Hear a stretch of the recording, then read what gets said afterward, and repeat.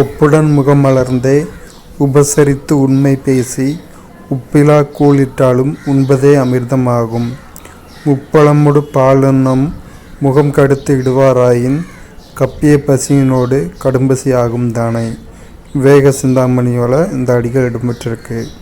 இதோட மீனிங் என்னன்னா, நல்ல ஒரு நன்முகத்தோட ஒரு சிரிச்ச முகத்தோட வரவேற்று நல்லா உபசரித்து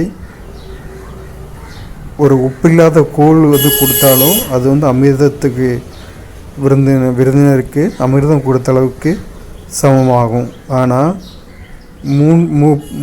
முப்பழங்கள் மாப்பழா வாழை முக்கனி கூட பால் அன்னம் இதெல்லாம் கொடுத்து ஒரு மோசமான ஒரு முகத்தோட ஒரு கோபமான ஒரு முகத்தோட நம்ம கொடுத்தோன்னா அது அந்த பசி கூட சேர்ந்துக்கிடும்.